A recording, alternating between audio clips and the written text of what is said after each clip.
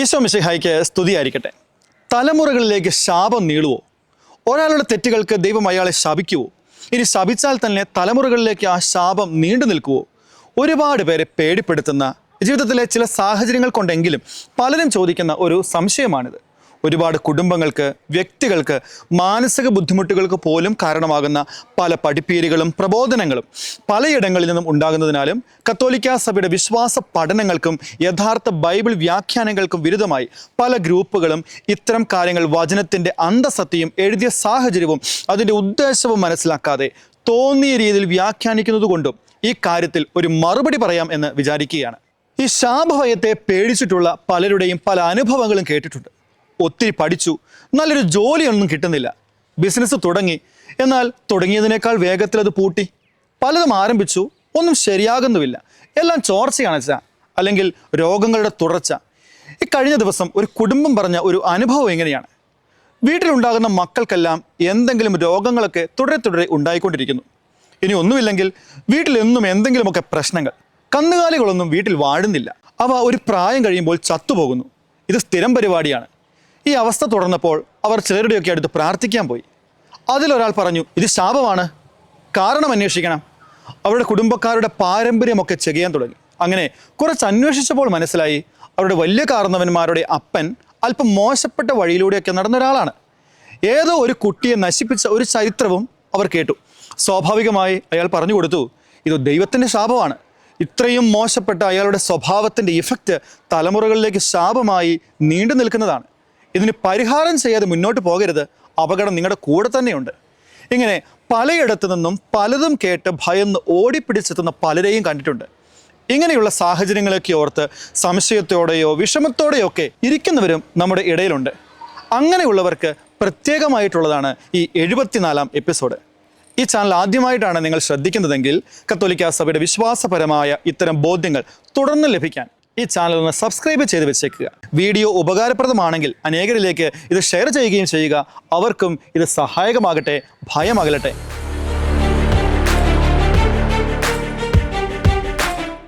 ഇനി നമുക്ക് ഈ എപ്പിസോഡിലേക്ക് കാര്യമായിട്ട് ഒന്ന് പ്രവേശിക്കാം.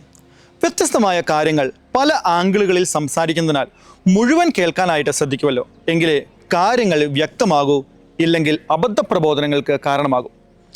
നേരത്തെ പറഞ്ഞതുപോലെ വ്യത്യസ്തമായ വിവിധ ശാപങ്ങളുള്ള വേദനകൾ നിങ്ങൾക്കും ഉണ്ടാകാം. ഇനി ഒന്നുമില്ലെങ്കിൽ ചിലപ്പോൾ നിങ്ങളുടെ സുഹൃത്തുക്കൾ ഇത്തരം പ്രശ്നങ്ങൾ ഒരു ആശ്വാസത്തിനെന്ന രീതിയിലെങ്കിലും നിങ്ങളോട് ഷെയർ ചെയ്തിട്ടുമുണ്ടാകാം. തലമുറകളിലേക്ക് നീണ്ടു നിൽക്കുന്ന പൂർവിക ശാപത്തെക്കുറിച്ച് മനസ്സിലാക്കുവാൻ ആദ്യം ഈ ശാപം എന്ന് പറഞ്ഞാൽ എന്താണ് എന്ന് മനസ്സിലാക്കണം. എന്താണ് ശാപം? ശാപം എന്ന വാക്കുകൊണ്ട് എന്താണ് ഈ അർത്ഥമാക്കുന്നത്? ശാപം എന്നത് അനുഗ്രഹത്തിൻ്റെ എതിർപദമാണ്. അനുഗ്രഹിക്കുക എന്ന് പറയുമ്പോൾ നിനക്ക് നന്മയുണ്ടാകട്ടെ, വളർച്ച ഉണ്ടാകട്ടെ, സന്തോഷമുണ്ടാകട്ടെ, ഇതാണ് ഇങ്ങനെ കൊടുക്കുന്ന ആശംസയാണ് അനുഗ്രഹം. അപ്പോൾ ശാപം എന്ന് പറയുമ്പോൾ എന്താ? നീ മുടിഞ്ഞു പോകുവടാ, നീ നശിച്ചു പോകട്ടെ, നീ ഒരിക്കലും നന്നാവില്ല, ഇങ്ങനെ കൊടുക്കുന്ന ആശീർവാദം ഇല്ലെങ്കിൽ ആശംസയാണ് ശാപം.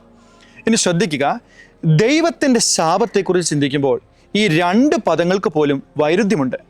ദൈവത്തെക്കുറിച്ച് നമ്മൾ പഠിച്ചിരിക്കുന്നത്, തിരുസഭ നമ്മെ പഠിപ്പിക്കുന്നത്, അല്ലെങ്കിൽ വിശുദ്ധ ഗ്രന്ഥത്തിൽ നിന്ന് നമുക്ക് ലഭിക്കുന്ന ബോധ്യം എന്താണ്? ദൈവം നന്മ മാത്രമാണെന്നാണ്. വിശുദ്ധ ഗ്രന്ഥത്തിൽ നിന്ന് നമുക്ക് മനസ്സിലാകുന്ന ദൈവത്തിൻ്റെ സ്വഭാവം എന്താണെന്ന് ചോദിച്ചാൽ നമുക്ക് പറയാൻ സാധിക്കും, ദൈവം കരുണയാണ്. ദൈവത്തിൽ ഒരിക്കലും തിന്മയില്ലാത്തത് കൊണ്ട് ദൈവം എപ്പോഴും ആഗ്രഹിക്കുന്നത് എല്ലാവർക്കും എപ്പോഴും നന്മയുണ്ടാകണമെന്നാണ്, ആരും നശിച്ചു പോകരുത് എന്നാണ്. അങ്ങനെ നന്മ മാത്രമായ ദൈവത്തിന് എങ്ങനെയാണ് ഒരാൾ പാപിയാകട്ടെ, ദുഷ്ടനാകട്ടെ, അല്ലെങ്കിൽ വലിയ ക്രൂരതകൾ ചെയ്തിട്ടുള്ള വ്യക്തിയാകട്ടെ, അയാൾ നശിച്ചു പോകട്ടെ, ഒരിക്കലും നന്നാവാതിരിക്കട്ടെ എന്ന് ആശംസിക്കാനായിട്ട് കഴിയുക? പകരം ദൈവം ആഗ്രഹിക്കുന്നതും ആശംസിക്കുന്നതും ഇങ്ങനെയാണ്: നിനക്ക് നന്മ വരട്ടെ, തിരിച്ചറിവുകൾ ഉണ്ടാകട്ടെ, അതുവഴി നിനക്ക് മാനസാന്തരം, പശ്ചാത്താപം ഉണ്ടാകട്ടെ, വളർച്ച ഉണ്ടാകട്ടെ, അങ്ങനെ നീ സ്വർഗരാജ്യത്തിലേക്ക് തിരികെ വരട്ടെ എന്നാണ്. അതിനാൽ ആദ്യമേ മനസ്സിലാക്കുക, ദൈവം ആരെയും ഒരിക്കലും ശപിക്കുന്നില്ല. ഇങ്ങനെ വരുമ്പോൾ നമുക്കൊരു സംശയം വരും. ബൈബിളിൽ പറയുന്നുണ്ടല്ലോ ദൈവം ശപിക്കുമെന്ന്. പുറപ്പാടിൻ്റെ പുസ്തകം 20-ാം അധ്യായം 5-ാം തിരുവചനം നമ്മളിങ്ങനെ വായിക്കും: എന്നെ വെറുക്കുന്ന പിതാക്കന്മാരുടെ കുറ്റങ്ങൾക്ക് അവരുടെ മക്കളെ 3-4 തലമുറ വരെ ഞാൻ ശിക്ഷിക്കും. പ്രിയപ്പെട്ടവരെ, തലമുറകളിലേക്ക് ശാപം വരുമെന്ന് സാധൂകരിക്കുവാൻ, ഭയപ്പെടുത്തുവാൻ പലരും ഉപയോഗിക്കുന്ന ഒരു വചനഭാഗമാണിത്. എന്നാൽ ഈ വചനത്തിൻ്റെ ബാക്കിയുള്ള വചനഭാഗം കൂടി വായിച്ചാലേ നമ്മോട് പലരും പറയുന്നതല്ല, മറിച്ച് കർത്താവ് നമ്മോട് പറയാൻ എന്താണ് ഉദ്ദേശിച്ചത് എന്ന് മനസ്സിലാവുകയുള്ളൂ. ആ വചനം ഇങ്ങനെയാണ്. 5 ശേഷം 6-ാം തിരുവചനം ഇങ്ങനെ പഠിപ്പിക്കുന്നു: എന്നാൽ എന്നെ സ്നേഹിക്കുകയും എൻ്റെ കൽപ്പനകൾ പാലിക്കുകയും ചെയ്യുന്നവരോട് 1000 തലമുറകൾ വരെ ഞാൻ കരുണ കാണിക്കും. എന്താണ് പ്രിയപ്പെട്ടവരെ ഈ വചനത്തിൻ്റെ അർത്ഥം? തെറ്റ് ചെയ്യുന്നവരോട്, അകൃത്യം കാണിക്കുന്നവരോട് 3-4 തലമുറ വരെ ഞാൻ അസഹിഷ്ണുവാണെങ്കിൽ, അതേ ദൈവം അതേ വചനത്തിൻ്റെ തുടർച്ചയായിട്ട് പറയുകയാണ്, നന്മ ചെയ്യുന്നവരോട് 1000 എന്നല്ല 1000 തലമുറകൾ വരെ ഞാൻ കരുണ കാണിക്കുന്ന ദൈവമാണെന്ന്. ഇവിടെ വിശുദ്ധ ഗ്രന്ഥകാരൻ ഉദ്ദേശിക്കുന്നത് എന്താണ്? കേൾക്കുമ്പോൾ തന്നെ നമുക്കത് മനസ്സിലാകും, ഇതൊരു താരതമ്യമാണെന്ന്. അതായത് ദൈവം അനുഗ്രഹിക്കുന്നതിൽ എന്തുമാത്രം തൽപരനാണെന്ന് വ്യക്തമാക്കുവാൻ വിശുദ്ധ ഗ്രന്ഥകർത്താവ് ഉപയോഗിക്കുന്ന ഒരു താദാത്മ്യമാണ് ഈ വചനവാക്യങ്ങൾ. എന്ന് വെച്ചാൽ, നീ ചെയ്യുന്ന തിന്മയ്ക്ക് 4 തലമുറകൾ വരെയാണ് ശാപം വരികയെങ്കിൽ, നീ ചെയ്യുന്ന നന്മയ്ക്ക് 1000 തലമുറകൾ വരെ നന്മയുണ്ടാകും. അതായത് ദൈവം ശിക്ഷിക്കുന്നതിൽ വിമുഖനും അനുഗ്രഹിക്കുന്നതിൽ തൽപരനുമാണെന്ന് ഈ വചനത്തിൽ നിന്ന് തന്നെ നമുക്ക് മനസ്സിലാക്കാൻ സാധിക്കും. അനുഗ്രഹിക്കുന്നതിൽ തൽപരനായ, കരുണയായ, സ്നേഹനിധിയായ ദൈവത്തെക്കുറിച്ച് തന്നെയാണ് വിശുദ്ധ ഗ്രന്ഥം മുഴുവൻ നമ്മെ പഠിപ്പിക്കുന്നത്. ദൈവം ആരെയും ശപിക്കുന്നില്ല എന്ന് പറയുമ്പോൾ ഈ ശാപം എന്നതും ശിക്ഷ എന്നതും 2 കാര്യങ്ങളാണ്. ഇവ രണ്ടും ഒരേ അർത്ഥത്തിൽ മനസ്സിലാക്കേണ്ട വാക്കുകളല്ല. ഒരാൾ ചെയ്യുന്ന തെറ്റുകൾക്ക് ശാപമില്ല, എന്നാൽ അതിനർത്ഥം ശിക്ഷയില്ല എന്നല്ല. ശാപം എന്നാൽ നീ ഒരിക്കലും നന്നാകാതിരിക്കട്ടെ എന്ന ആശംസയാണെന്ന് നമ്മൾ നേരത്തെ കണ്ടു. എന്നാൽ ശിക്ഷയോ അത് തിരിച്ചു വരുന്നതിനുള്ളതാണ്, പരിഹാരം ചെയ്യുന്നതിനുള്ളതാണ്. തെറ്റ് ചെയ്ത ഒരാൾക്ക് മാനസാന്തരപ്പെടുവാനും തൻ്റെ തെറ്റ് തിരിച്ചറിഞ്ഞ് തിരിച്ചു വരുവാനും ദൈവം തന്നെ തരുന്ന ഒരു അവസരമായിട്ടാണ് ശിക്ഷയെ നമ്മൾ മനസ്സിലാക്കേണ്ടത്. അപ്പോൾ നമ്മുടെ തെറ്റുകൾക്ക് ശിക്ഷയുണ്ട്. ഇവിടെ ഒരു ചോദ്യം വരും: ഒരാൾ ചെയ്യുന്ന തെറ്റുകൾക്ക് തൻ്റെ മക്കളിലേക്ക്, തലമുറകളിലേക്ക് ശിക്ഷ കടന്നു പോകുമോ? പിതാക്കന്മാരുടെ തെറ്റുകൾക്ക് മക്കളെ ദൈവം ശിക്ഷിക്കുമോ? അപ്പൻ ഒരു തെറ്റ് ചെയ്തു, മക്കൾ അതിൻ്റെ ശിക്ഷ അനുഭവിക്കേണ്ടി വരുമോ? ഇത് ഒരുപാട് പേരുടെ വേദനയാണ്, വിഷമമാണ്, സംശയമാണ്. ഇവിടെ വളരെ ന്യായമായി ചോദിക്കാവുന്ന ഒരു ചോദ്യമുണ്ട്. ഒരാൾ വലിയ ഒരു ക്രൈം ചെയ്തു, ഒരു വലിയ തിന്മ. നമ്മുടെ നിയമവ്യവസ്ഥ അനുസരിച്ച് പോലീസ് അയാളെ പിടിച്ചു, കോടതിയിൽ റിപ്പോർട്ട് ചെയ്തു, വിചാരണയ്ക്ക് വിധേയമാക്കി, തെളിവുകൾ സഹിതം കോടതി അയാളെ ശിക്ഷിക്കാൻ വിധിച്ചു, ജയിലിലാക്കി. കുറച്ചുനാൾ കഴിഞ്ഞപ്പോൾ അയാളെ കാണാതായി, ഒളിവിലായി. നിങ്ങളൊന്ന് ചിന്തിച്ച് നോക്കിക്കേ. ഇക്കാര്യത്തിൽ പോലീസ് നേരെ അയാളുടെ വീട്ടിൽ ചെന്ന് അയാളെ കാണാത്തതിനാൽ അയാളുടെ മൂത്ത മകനെ പിടിച്ച് കോടതിയിൽ ഹാജരാക്കുന്നു. ജഡ്ജി പറയുന്നു, നിന്റെ അപ്പനെ കാണാനില്ല, അതിനാൽ നീ ഒരു കാര്യം ചെയ്യുക, അപ്പന് വേണ്ടി ഒരു 12 വർഷം അങ്ങ് ജയിലിൽ കിടക്ക്. സംഭവിക്കുമോ? നമുക്കറിയാം, ഉറപ്പായും സംഭവിക്കില്ല. കാരണം എന്താ? അവനൊന്നും ചെയ്തിട്ടില്ല. തെറ്റ് ചെയ്തതാരാ? അപ്പനാണ്. സ്വാഭാവികമായും ശിക്ഷ അപ്പനുള്ളതാണ്. മനുഷ്യൻ്റെ നീതിപീഠം ഒരാളുടെ തെറ്റിന് മറ്റൊരാളെ ശിക്ഷിക്കുന്നില്ല എങ്കിൽ നീതിമാനായ ദൈവം ഒരാളുടെ തെറ്റിന് മറ്റൊരാളെ ശിക്ഷിക്കുമോ? ഒരിക്കലുമില്ല. ദൈവം ഒരിക്കലും അപ്പൻ്റെ തെറ്റിന് മക്കളെ ശിക്ഷിക്കില്ല. ഇവിടെ വിശുദ്ധ ഗ്രന്ഥത്തിൽ നിന്ന് ചില കാര്യങ്ങൾ വളരെ വ്യക്തമായി നാം മനസ്സിലാക്കണം. ശ്രദ്ധിച്ചിരിക്കുക. എസെക്കിയേൽ പ്രവാചകന്റെ പുസ്തകം 18-ാം അധ്യായം 1 മുതലുള്ള വചനങ്ങൾ ഇപ്രകാരം നമ്മെ പഠിപ്പിക്കും. കർത്താവ് എന്നോട് അരുളി ചെയ്തു: പിതാക്കന്മാർ പുളിക്കുന്ന മുന്തിരിങ്ങ തിന്നു, മക്കളുടെ പല്ല് പുളിച്ചു എന്ന് ഇസ്രായേൽ ദേശത്തെക്കുറിച്ച് ഈ പഴമൊഴി നിങ്ങൾ ഇപ്പോഴും ആവർത്തിക്കുന്നത് എന്തിന്?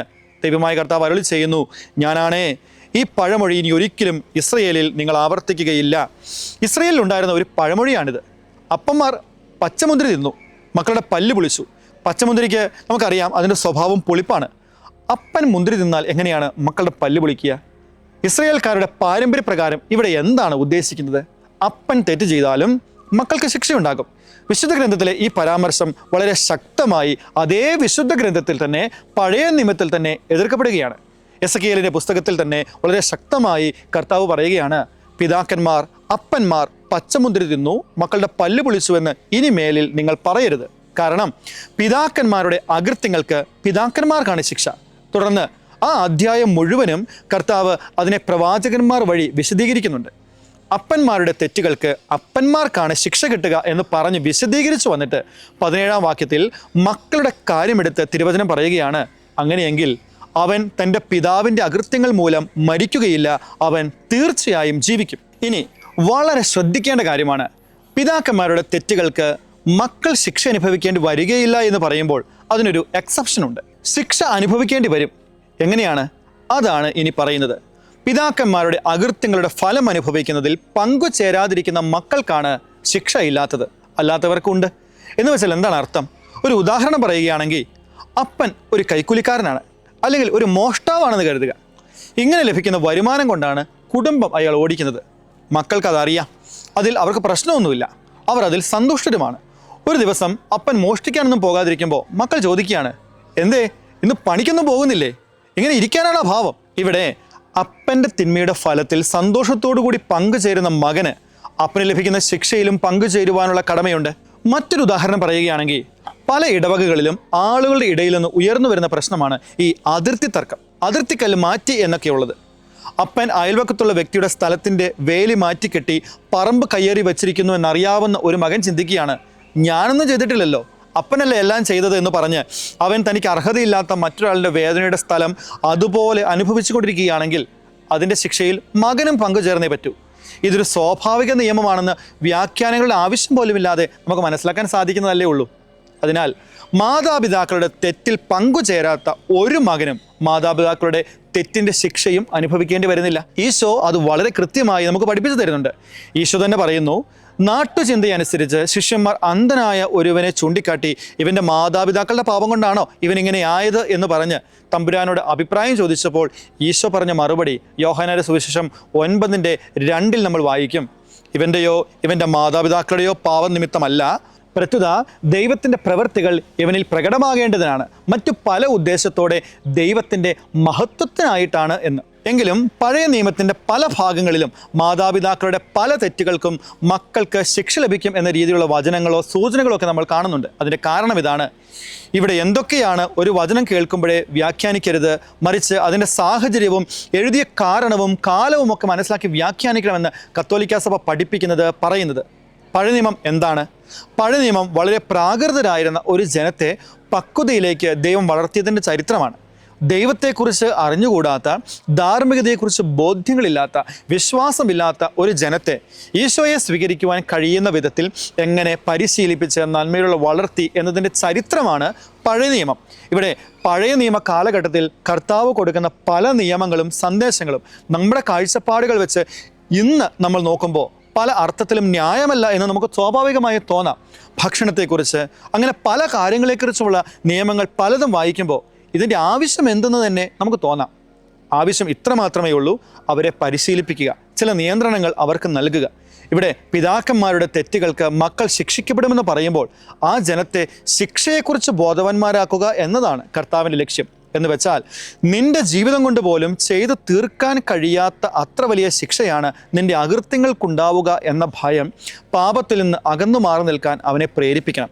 അവനിൽ ചിന്തയിൽ മാറ്റം, പക്വത വരണം എന്ന് കർത്താവ് ആഗ്രഹിച്ചു. അതുകൊണ്ടാണ് ഗലാത്യക്കാർക്ക് ലേഖനത്തിൻ്റെ 3:13 പൗലോസ്ലിഹ പഠിപ്പിക്കുന്നത്, ഈശോയുടെ രക്ഷകന്റെ കുരിശുമരണത്തിലൂടെ അവൻ എല്ലാ പാപങ്ങൾക്കും ശാപങ്ങൾക്കും പരിഹാരമായി തീർന്നുകൊണ്ട് അവൻ നമ്മെ രക്ഷിച്ചു. ഈ കൂട്ടത്തിൽ ഒരു കാര്യം കൂടി പറഞ്ഞാലേ ഈ പഠനം കുറച്ചുകൂടി ക്ലിയർ ആവും. അതായത് തലമുറകളിലേക്ക് ദൈവം ശിക്ഷിക്കില്ല എങ്കിലും ചില കാര്യങ്ങൾ നാം ശ്രദ്ധിക്കണം. മാതാപിതാക്കളുടെ മുഖം, ശാരീരിക ആകൃതി തുടങ്ങിയവയൊക്കെ മക്കൾക്ക് ലഭിക്കുന്നത് ഈ ജീൻ ട്രാൻസ്മിഷൻ വഴിയാണ്. ഇതിൽ മാതാപിതാക്കളുടെ സ്വഭാവ പ്രത്യേകതകളും പെടും. പലപ്പോഴും നല്ല സ്വഭാവ ഗുണങ്ങളുള്ള മാതാപിതാക്കളുടെ ഗുണങ്ങൾ മക്കൾക്ക് ലഭിക്കാറുണ്ട്. ദുർഗുണങ്ങളും അത്തരം ടെൻഡൻസികളുമുള്ള മാതാപിതാക്കളുടെ ശൈലികളും അങ്ങനെ തന്നെയും മക്കളിൽ പ്രതിഫലിക്കുന്നത് നമ്മൾ കാണാറുമുണ്ട്. എന്നാൽ ഇത് മക്കളുടെ ബോധപൂർവമുള്ള പരിശീലനം കൊണ്ടും നല്ല ഇടപെടലുകൾ കൊണ്ടും അത്തരം അഭിരുചികൾ തങ്ങളുടെ ജീനുകളിൽ നിന്ന് മാറ്റിയെടുക്കാവുന്നതേ ഉള്ളൂ. ഇല്ലെങ്കിൽ അത് തലമുറകളിലേക്ക് വ്യത്യസ്ത പതിപ്പുകളായി ഇങ്ങനെ മറിഞ്ഞുകൊണ്ടേയിരിക്കും. ഒപ്പം ഓർക്കുക, നീതിയുള്ള ഒരാളുടെ കണ്ണുനീർ ഈ ഭൂമിയിൽ വീണാൽ അത് കുടുംബത്തിൽ കയറും എന്ന് കേട്ടിട്ടുണ്ട്. എന്ന് വെച്ചാൽ മറ്റൊരാളുടെ ജീവിതം തകർത്തുകൊണ്ട് അതിൽ നിന്ന് കിട്ടുന്ന ലാഭത്തിൽ തങ്ങളുടെ കുടുംബത്തെ, മക്കളെ പോറ്റാം എന്ന് കരുതി സ്വരുക്കൂട്ടുന്നതൊന്നും നിലനിൽക്കില്ല എന്ന് മാത്രമല്ല, ചിലപ്പോൾ കയ്യിലുള്ളതും തലമുറകളായി പകർന്നു കിട്ടിയതും ശേഷിക്കാതെ തകർന്നു പോകാനും സാധ്യതയുണ്ട്. ഇതൊക്കെ അനുഭവമാണ്. ഇതൊക്കെ കൊലപാതകത്തിൻ്റെ കാറ്റഗറിയിൽ വരുന്നതായി നമുക്ക് മനസ്സിലാക്കാം. വചനത്തിൽ ദൈവം പറയുന്നത് നമ്മൾ വായിക്കുന്നില്ലേ, ആബേലിൻ്റെ രക്തം എന്നെ നോക്കി നിലവിളിക്കുന്നുവെന്ന്. ഇവിടെ രക്തത്തിന് പകരം കണ്ണുനീരോ നീതിയുടെ വേദനകൾ എന്തു വേണമെങ്കിലും വയ്ക്കാം. അത് ദൈവത്തിങ്കിലേക്ക് സഹായത്തിനായി, നീതിക്കായി നോക്കുന്നുണ്ട്. തിരിച്ചു വരാനായി ദൈവം കായേനെ കരുണയോടെ ശിക്ഷിച്ചതുപോലെ ചില തിരിച്ചടികൾ, ശിക്ഷകൾ തരുമ്പോൾ താമസം വിന മാനസാന്തരപ്പെട്ട് തിരിച്ചു നടക്കാൻ നമുക്കാവണമെന്ന് കായേനെയും വിശുദ്ധ പത്രോസ്ലിഹായും ഒക്കെ കാണിച്ചുകൊണ്ട് ദൈവം നമുക്ക് പഠിപ്പിച്ചു തരുന്നുണ്ട്. ഒപ്പം ഒരു ഉദാഹരണമായി ചതിവിലൂടെ നേടിയതെല്ലാം ഒരു പ്രയോജനമാകാതെ നഷ്ടപ്പെടുത്തിയ, തിരിച്ചു നടക്കാത്ത ഒരു യൂദാസിനെയും ചൂണ്ടുപലകയായി ദൈവം നമുക്ക് മുമ്പിൽ വെക്കുന്നുണ്ട്. ശാപമൊന്നുമില്ല, എന്നാൽ തെറ്റുകൾ സംഭവിച്ചാൽ ആ പാപത്തിൻ്റെ ശിക്ഷ അവനുണ്ട്. അത് അനുഭവിക്കാൻ ആ വ്യക്തിയും അതിൽ പങ്കുപറ്റുന്ന മറ്റുള്ളവരും എല്ലാം ന്യായമായി കടപ്പെട്ടവരാണ്. എന്നാൽ പറ്റിപ്പോയ തെറ്റിനെ ഓർത്തുള്ള കുറ്റബോധത്തേക്കാൾ പാപബോധത്തിനാണ്, പശ്ചാത്താപത്തിനാണ്, തിരിച്ചുവരവിനാണ് പ്രാധാന്യമെന്ന് ദൈവത്തിൻ്റെ ഓരോ വചനവും കാത്തിരിപ്പും നമുക്ക് പറഞ്ഞു തരുന്നുണ്ട്. അതിനാണ് കുമ്പസാരം എന്ന മറുമരുന്ന്. ഇത് തിരിച്ചു നടക്കാൻ നമ്മെ സഹായിക്കുമെന്ന് തിരുസഭയും തിരുവചനങ്ങളും നമ്മെ പഠിപ്പിക്കും. ഓക്കെ, അപ്പോൾ പറഞ്ഞു വന്നതിൻ്റെ രത്നചുരുക്കം ഇതാണ്: ദൈവം ശപിക്കുന്നവനല്ല. ശാപം എന്നത് ദൈവത്തിൻ്റെ സ്വഭാവത്തിന് ചേർന്നതുമല്ല. അതിനാൽ തന്നെ തലമുറകളിലേക്ക് നീങ്ങുന്ന ദൈവശാപം എന്നൊന്നില്ല. എന്നാൽ ശിക്ഷ എന്നത് ഇതിൽ നിന്ന് വ്യത്യസ്തമാണ്. തെറ്റുകൾക്ക് ശിക്ഷയുണ്ട്, ദൈവം ശിക്ഷിക്കുന്നവനുമാണ്. എന്നാൽ തലമുറകളിലേക്ക് ശിക്ഷ നീണ്ടു ചെല്ലുവോ? ഒരു സാഹചര്യത്തിൽ മാത്രം. അപ്പൻ്റെ പിതാക്കന്മാരുടെ തെറ്റുകളുടെ ഫലം അത് സന്തോഷത്തോടെ അറിഞ്ഞുകൊണ്ട് അനുഭവിച്ച് ജീവിക്കുന്ന മക്കൾ ആ തെറ്റുകൾക്കുള്ള ശിക്ഷയിലും പങ്കാളികളായിത്തീരുന്നു. ഇത് ഒരു സ്വാഭാവിക നിയമമാണ്. ദൈവം അനുഗ്രഹിക്കട്ടെ. ആമേൻ.